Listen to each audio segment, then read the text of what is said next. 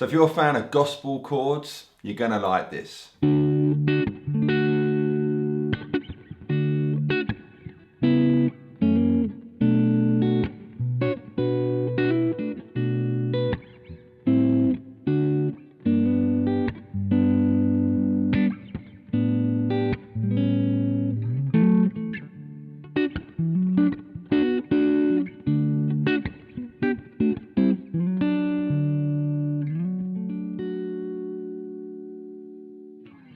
Hey, Mike Bradley here. Hope you're doing well as always. So today I wanted to share some cool gospel neo-soul chords. I've done quite a few of these in the past, but I've been having a little muck around today on the guitar, and I stumbled across this little progression, and I thought, you know what, let's just turn the camera on and show some lovely guys on YouTube.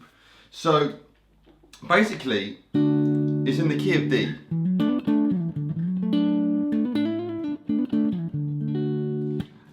But we've got some nifty little changes going on here. So I'm going to start saying like the Roman numeral numbers, you know, 1, 4, 5. So 1, 4, 5 in D would be a D, G, and A. And then back to the D.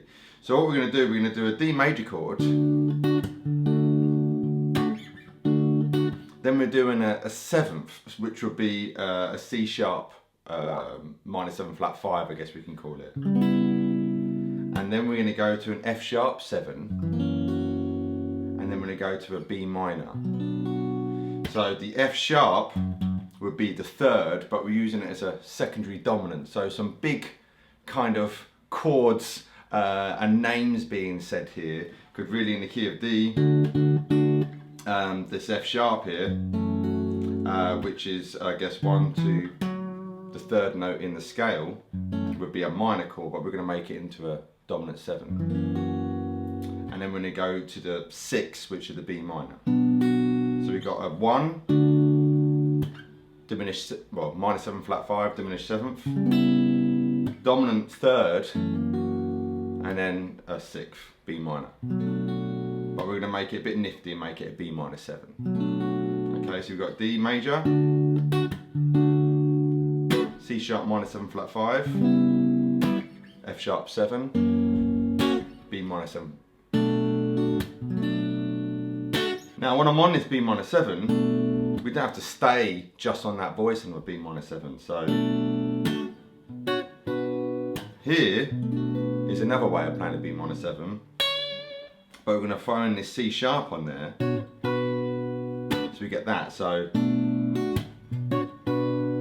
what sounds really nice. So now we've got this D.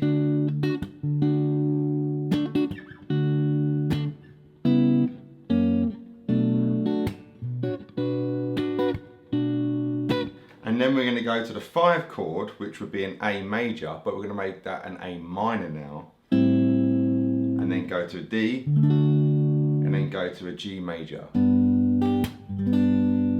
which is really nifty. So again, very church, gospel, beautiful chords.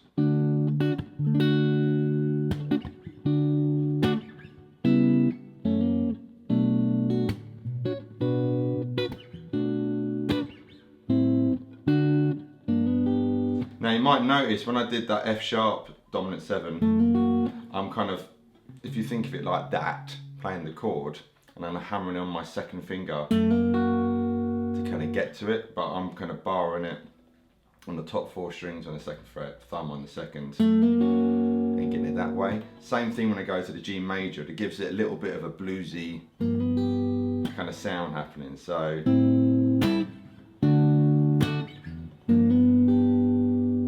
that G major, and then we can turn that into a, I guess you can call it a G/A, which would be a G chord, but with the A in the bass. So if you think of it like that, there's my G chord, and then drop my first finger down to on the top 2 strings, and then my ring finger, my 3rd finger going up to the 6th string 5th fret, and then just drop your first finger back a fret, get, I guess you can call it like an A13. You can call this chord a couple of different things. You can call it G over A, but you can also call it like an A11. And then that goes back to your D that way.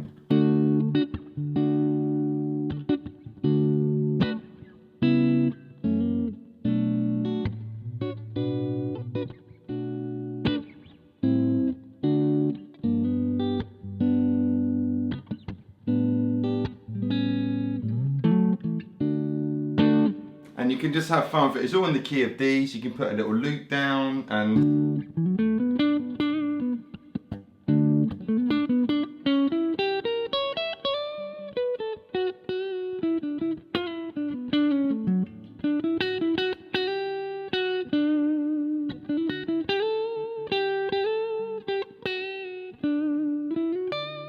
can have little plays over each progression there. One other thing I should say, after that A minor, when you go to the D, you could change that. Instead of doing a D, you could put the F sharp in the bass, that kind of Hendrixy thing, and have that. So now we've got D.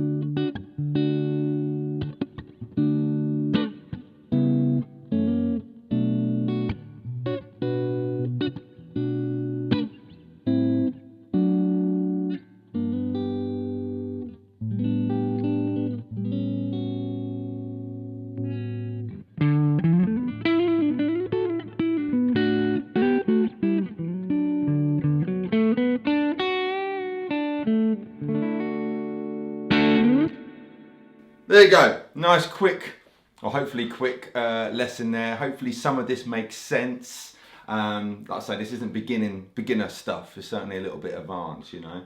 But take your time, go slow with it. Let me know how you're getting on with it as well in the comment section. And if you haven't already, make sure you give this video a nice little like. And check out my website as well, link in the description box below, where you can get more lessons and info on moi. If you so wish. Anyway, lots of love. I've been Mike Bradley. See you soon. Mike Bradley signing out. Bye. Faded away.